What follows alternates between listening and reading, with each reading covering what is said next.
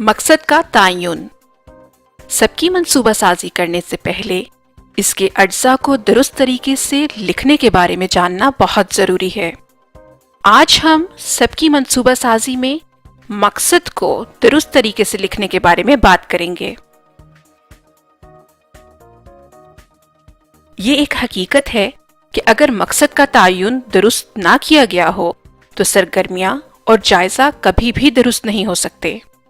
याद रहे, एक दुरुस्त मकसद का स्मार्ट होना बहुत जरूरी है। आइए देखते हैं कि मकसद के स्मार्ट होने का क्या मतलब है। एस से स्पेसिफिक। एक मकसद का मखसूस होना बहुत जरूरी है। अगर आप बच्चों को मेरा वतन पढ़ा रहे हैं तो आपको ये मखसूस करने की जरूरत है कि वतन से मुताल्लिक कौन सी मालूमात आप उसको देना चाह रहे हैं।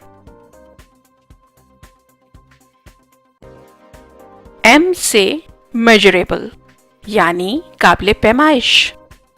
असातिज़ा के लिए जरूरी है कि जब सबकी मंसूबा साजी के लिए मकसद का तयन करें तो इस बात का खास ख्याल रखें कि इसे काबिल पैमाइश बना दें ताकि जायजा लेने में आसानी रहे।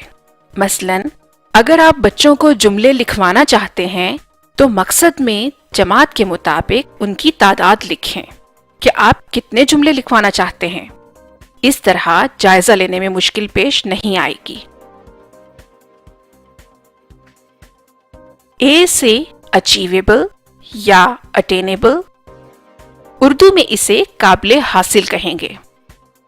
इसका मतलब ये है कि सबकी मंसूबा साजी में मकसद ऐसा हो कि जिसे अपने मखसूस वक्त में हासिल किया जा सके। इसका ताल्लुक तादाद से भी हो सकता है और मकसद के मखसूस होने से भी।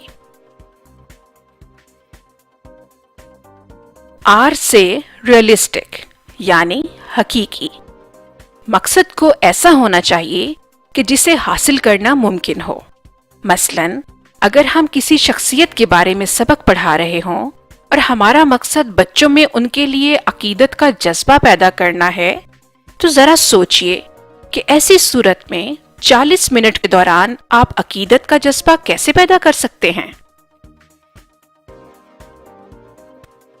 टी से टाइम बाउंड यानी मखसूस वक्त।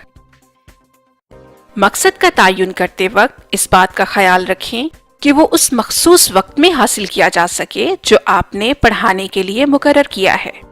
मिसाल के तौर पर अगर टाइम टेबल के मुताबिक 40 मिनट का पीरियड मुकर्रर किया गया है तो आपका मकसद इन 40 मिनट के दौरान ही हासिल हो जाना चाहिए।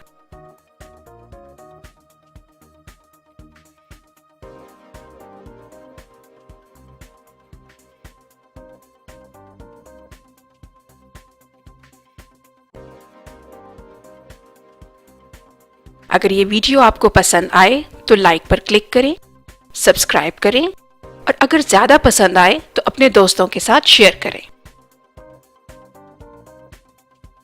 आखिर में आपके लिए एक सवाल छोड़ते हैं कि हम जायजा क्यों लेते हैं। आप अपने जवाबात या राय कमेंट्स में लिख सकते हैं। वीडियो देखने का शुक्रिया।